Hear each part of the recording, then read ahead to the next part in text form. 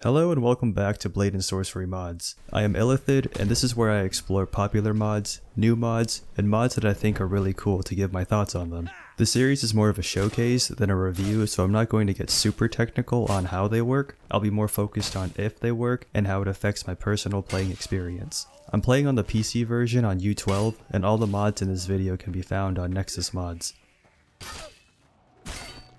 In the last episode, I mentioned a mod that I'm really excited to showcase.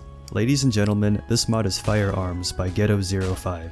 Well, technically this is two mods because you need the framework for these weapons to work. In fact, you can't even spawn them without the framework installed. You can probably guess what this mod does based on the name. If you guess that it's a weapon pack that adds firearms, then go ahead and give yourself a pat on the back. You get handguns, shotguns, various types of rifles, grenade launchers, and even a minigun. Alright. Oh god. Oh, I can't control it. Oh, I killed myself. I know this mod has been around for a while, but I actually never played with it until just recently. I always assumed that bringing guns into this type of game would break the balance and make it dull. Boy, was I wrong. I feel like each type of gun does the amount of damage that you would expect, and nothing seems extremely overpowered. Because of that, I'm comfortable adding these to my arsenal without having to worry about one-shotting everyone and their entire family tree on accident. Oh fuck, I can't believe you've done this. What I like is that although you can build your own gun from a base, you don't have to. There's a pre-built category and it spawns guns with everything you need to use it. Also, some of these pre-built guns spawn with functional attachments like scopes, lasers, and bipods. The sight and scope can take a little bit to get used to because of how the game reacts when you hold an object really close to your face, but once you find the right hand position, using it becomes second nature. I found it pretty easy to aim while hip firing too, so if you can't find the right position, don't worry. Using your sights is completely optional.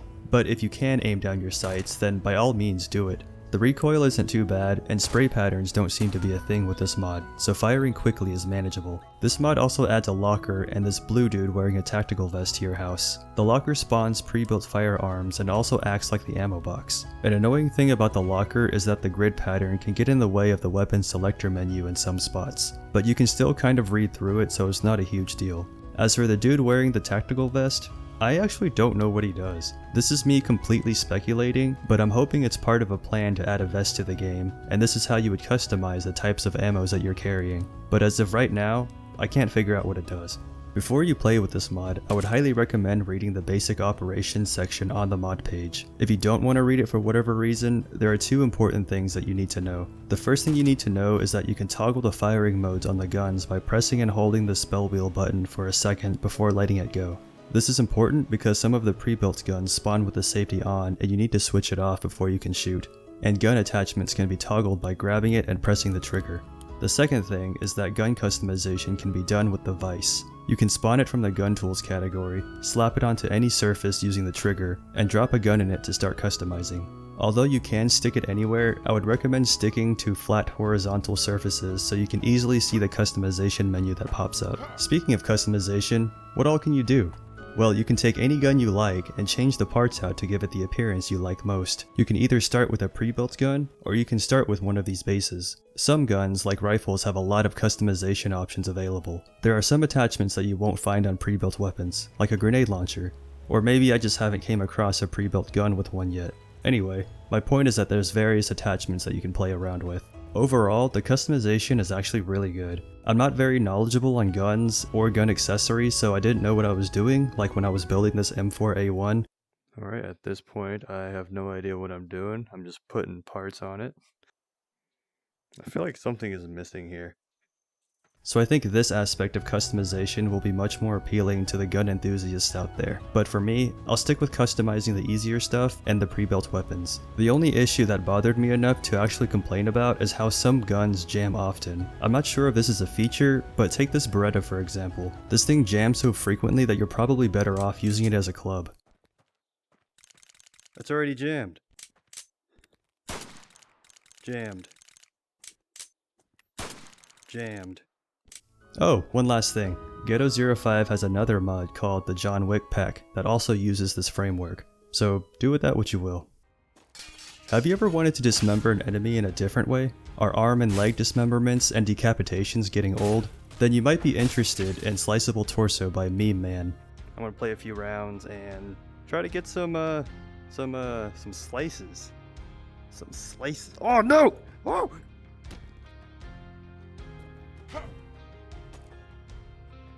Some slices. Sliceable Torso does exactly as it sounds. This mod lets you chop through your enemies' torsos and split them in half. It takes a bit of precision because you have to avoid hitting their arms, legs, shields, and whatever else could be in the way. But don't worry, enemy armor does not protect them from your wrath. You can still slash right through it. While this mod doesn't have an in-game configuration menu, you can still adjust some settings with the config file inside the mod folder. The two settings that you can change are how easy it is to slice an enemy in half and whether or not your enemy automatically dies when they get chopped in half.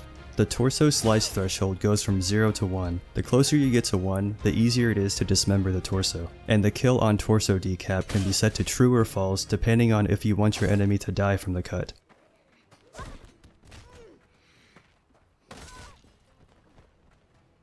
Oh my god, what is going on with her?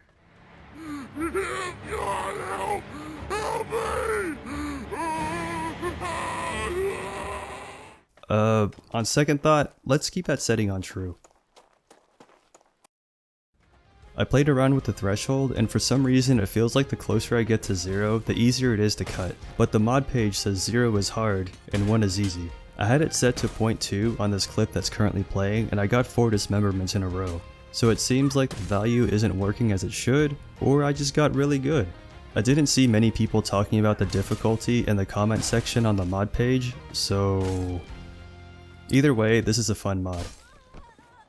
Chaos Magic by John Ferez adds a spell to the game that's meant to resemble the Chaos Magic used by Scarlet Witch from the Marvel Universe. Chaos Magic is based on the in-game gravity spell, but it has many features that distinguish it. Let's take a look.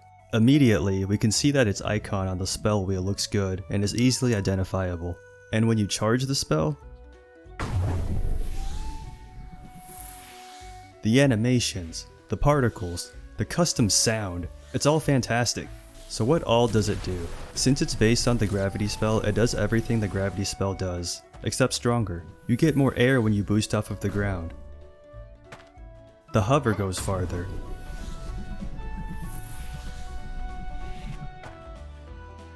And the push attack is much more powerful, although the effective range on the enemies doesn't seem like it changed much. Oh, what? The merge spell forms a throwable red orb that explodes with force and pushes surrounding targets away. You can control the trajectory of the orb, so hitting your enemies with it is pretty easy. You can also merge it with other in-game spells. I'm not sure if it changes how the merge spells behave, but it does make them look hell of a lot more impressive.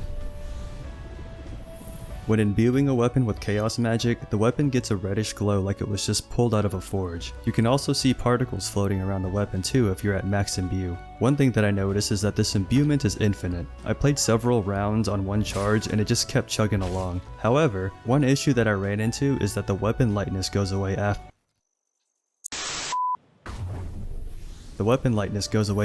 I put it inside a storage slot. As you can see, the weapon is floating like it would normally with the gravity imbue. I'll put it up.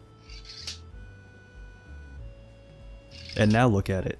You can already tell that it got heavy again as soon as I pulled it back out. But with that aside, I think this is a great spell mod. Despite it being based on an existing in-game spell, I feel like it has its own identity, and all of the added effects just look so great. To me, it feels like I actually have superpowers instead of just using magic, if that makes any sense at all. I'm not sure how accurate it is to Scarlet Witch's powers because I haven't seen her in anything outside of the Avengers movies, so maybe one of you guys out there can provide some feedback on that. Let me know what you think in the comments. I don't think he's getting back up. And that is it for this episode. The links for all of the mods in this video are in the description. Thank you to everyone for watching, and be sure to subscribe to my channel so you don't miss future episodes as they come out. See you next time. Well, he's fucking gone.